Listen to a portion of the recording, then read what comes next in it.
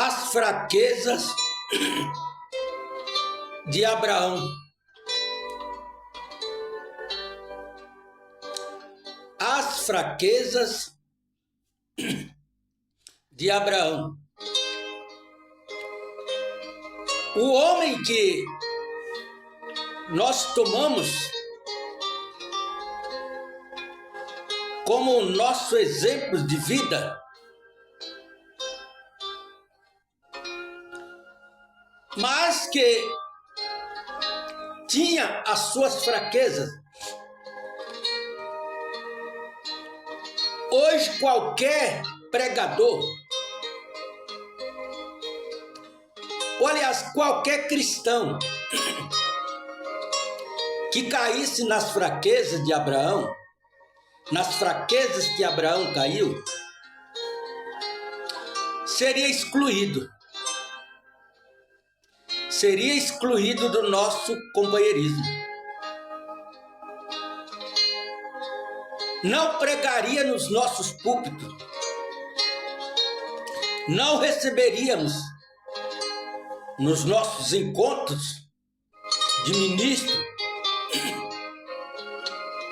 por causa das fraquezas dele. E eu vou mais longe ainda.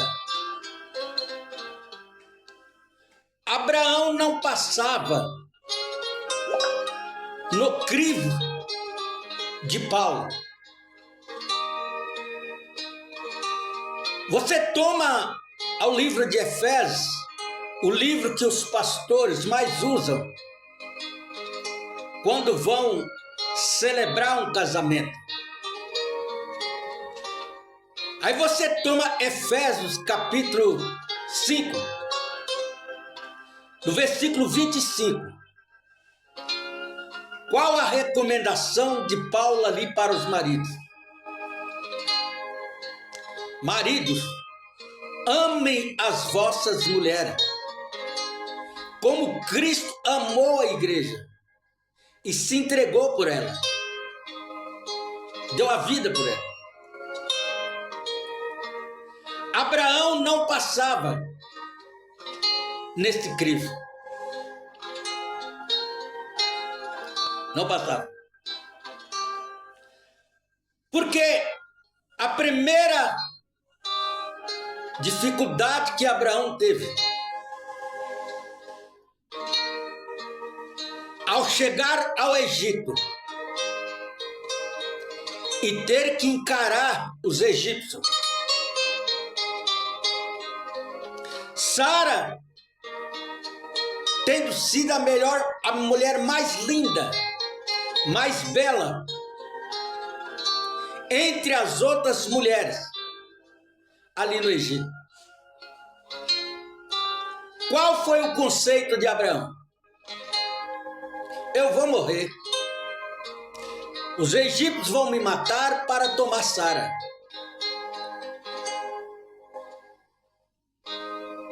Então, se você pensa que os homens de hoje é pior do que os homens daquele tempo, você está enganado. Você está redondamente enganado. Vivemos em uma outra época, vivemos em um outro tempo, mas o ser humano continua sendo o mesmo ser humano. Não muda. A diferença é que, naquele tempo, as leis daquele tempo só protegiam os reis, os monarcas, os grandes. Hoje não. Hoje nós temos a lei que protege desde o morador de rua ao presidente da República. E isso tem incomodado muita gente. Isso tem incomodado muita gente que sempre tem olhado com outro olhar, achando que só eles têm o direito, só eles têm deveria ter a primacia. Não, mas Deus mudou o quadro. Hoje todo ser, até mesmo os seres animais, tem os seus direitos, representado pela Constituição de cada país. E Abraão então se vê em problema, em dificuldades, cercado por medo. Porque Abraão era um homem medroso. Abraão era um homem medroso. E quando ele chega no Egito, para se livrar, para escapar de um ataque, ele pensou em defender a sua pele. Ele não pensou em defender a sua esposa. Não. Ele pensou em defender a sua pele. Mesmo que Sara tivesse que cair nas mãos de Faraó, dormir com Faraó, perder a sua salvação, a sua vida, por causa de um adultério com Faraó, Abraão não estava nem um pouquinho preocupado com isso. Ele queria se livrar. Ele queria que a sua pele fosse livrada. Ele não queria morrer. E ele imaginando, se eles descobrirem que ela é a minha esposa, eles vão me matar e vão tomar ela de mim. Mas de qualquer jeito, já que eles vão me matar mesmo, eu vou tentar me livrar, vou tentar me escapar. Com isso eu vou dizer que Sara é minha irmã, aí eles me pouparão. E ele então faz Sara concordar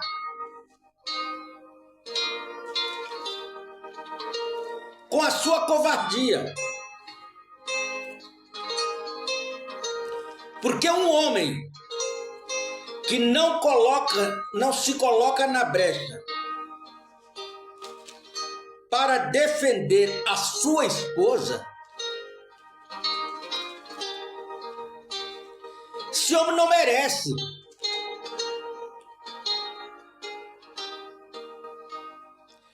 Esse homem não merece ser chamado de marido.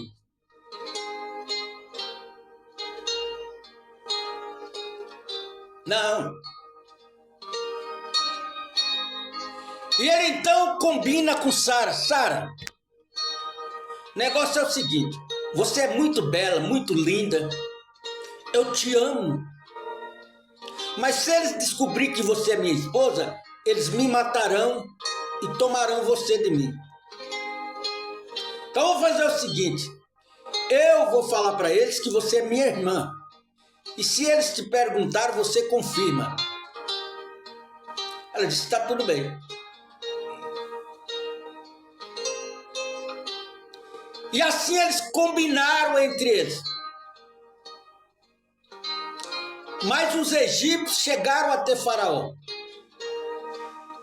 Os homens de Faraó chegaram até ele, trazendo as boas novas para ele. Ó, chegou uma moça na fazenda, que é a mais linda de todas as mulheres que nós já vimos. Faraó interessou. Quem é? É a mulher do jovem Abraão. Eles eram jovens, eles tinham sido transformados. Ela é muito bela, ela é muito linda. E começou a gavar. Começou a elogiar Sara.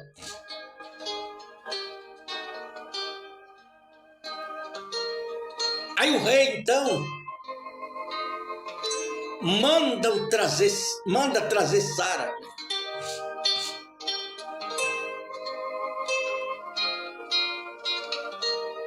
E quando eles trazem Sara para ele, Deus vem e corrige. Deus fala assim: não toque nela. Se você tocar nela, você será um homem morto.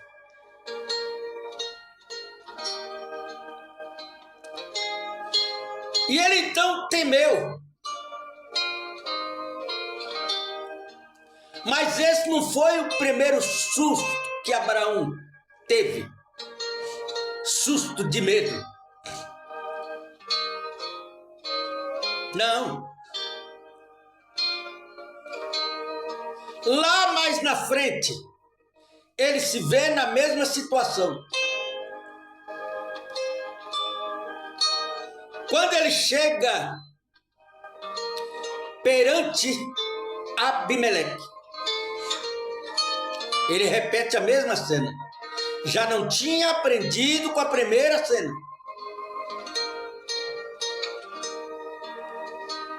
E ele então entrega Sara para o inimigo, para poupar a sua vida. Lá vai Deus novamente entrar em cena em favor de Abraão e Sara, porque Deus havia feito uma promessa para ele e ela tinha que se cumprir. Isso prova que nem o homem, tendo um encontro com Deus, tendo a palavra de Deus ao seu favor, tendo o Espírito de Deus sobre você, ele deixa de ser covarde. Ele sempre continuará, enquanto ele for ser humano, covarde, fracassado.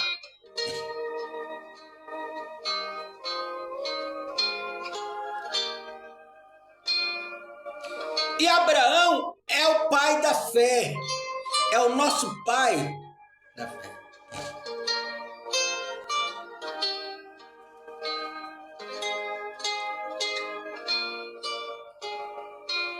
Se Abraão tivesse tido um contato com Paulo, Paulo reprovaria na primeira entrevista que tivesse com ele.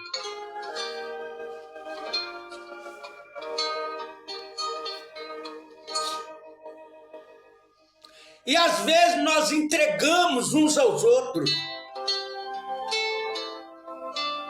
para livrarmos a nossa pele.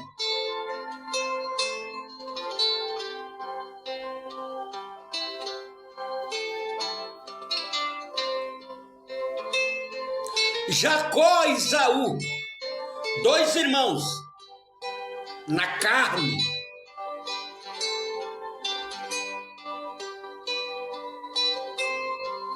Esaú tinha uma aversão muito grande contra Jacó, e com razão.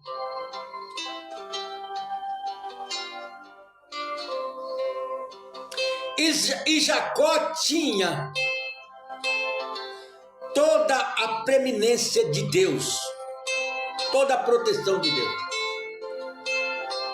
porque ele, além de ter a primogenitura, Deus havia amado e escolhido a Jacó desde o ventre de Rebeca, sua mãe. Todavia eu amei a Jacó e aborreci a Esaú.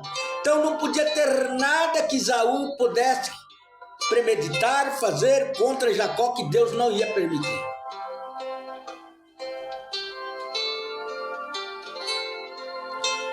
Mas Jacó tornou-se um fugitivo, um medroso,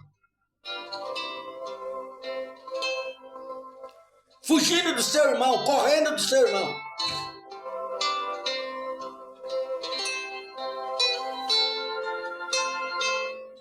Se ele soubesse que o irmão dele vinha vindo na direção norte, ele fugia para o sul. Se o irmão dele vinha para o sul, ele fugia para o norte. ele não podia encarar o seu irmão.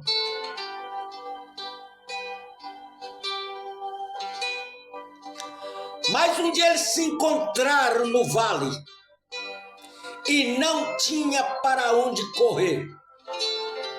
Na frente ele tinha o exército do seu irmão Esaú. Atrás,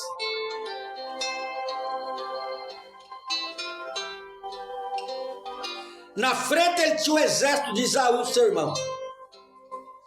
Atrás ele tinha Labão, seu sogro.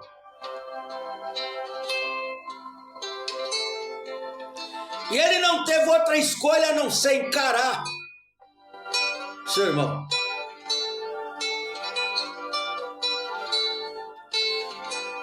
Às vezes nós criamos situações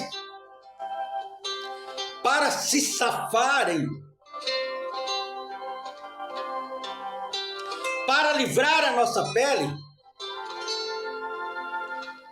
Mas quando colocamos a cabeça no travesseiro, será que vamos dormir em paz?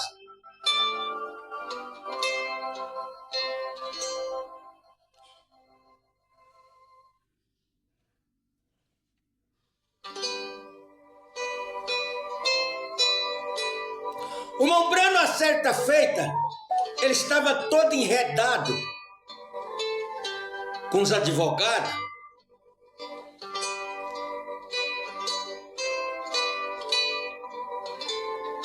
Por causa da Receita Federal. Aí ele estava sentado, preocupado, o telefone toca. Quando o telefone toca,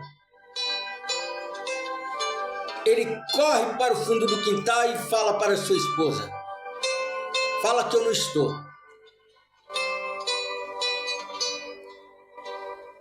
Na realidade, ele não estava dentro de casa, porque ele fugiu para o quintal. Mas ele estava lá no quintal. A sua esposa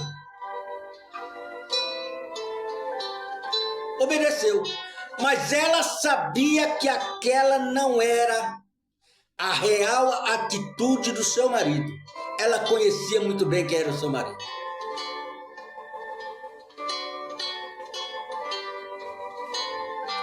Ele tinha entrado numa depressão por causa da pressão que estava sobre ele. Minutos depois o telefone toca de novo. Seu filho José, garotinho, corre, pega o telefone. Menino inocente. E ele grita de lá: papai, é aqueles advogados. O senhor quer que eu diga que o senhor não está?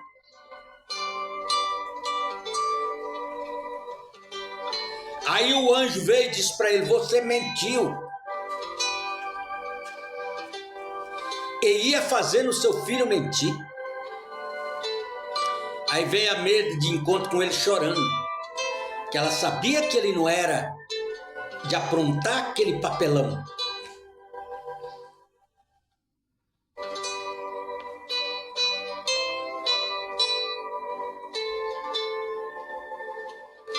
A corda, ela não rebenta de uma vez. Às vezes, leva dias, semana, meses, anos, até que um dia ela estoura. Se você não trocar, se você não cuidar dela, antes dela estourar, depois que ela estourar, não tem mais jeito. Às vezes começa um probleminha na família. Entre os irmãos, entre pai e filho, entre mãe e marido. E nós não corrigimos aqueles probleminhas no início. Deixamos crescer. Vai crescendo, amanhã eu dou jeito, amanhã eu dou jeito, amanhã eu dou jeito. Quando chega um determinado tempo, a corda arrebenta. Não tem mais como emendar.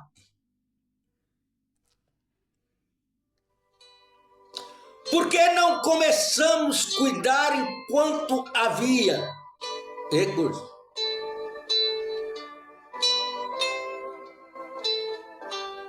Por quê? Porque deixamos a coisa explodir para depois tentar consertar.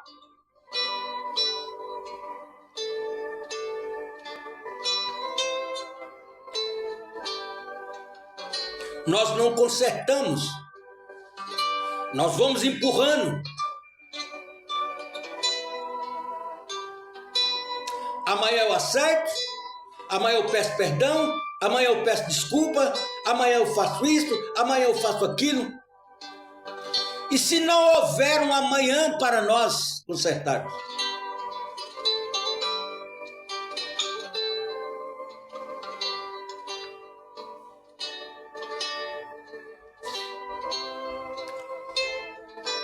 Às vezes nós não temos consciência do quanto as nossas atitudes está atrasando, impedindo o arrebatamento.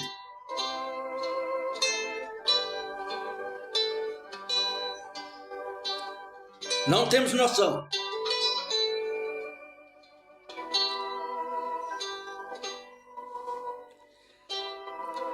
Na mensagem Hebreus capítulo 13, no parágrafo 72, o irmão Branham nos dá uma recomendação tremenda. Ele diz assim: algum dia você será empurrado.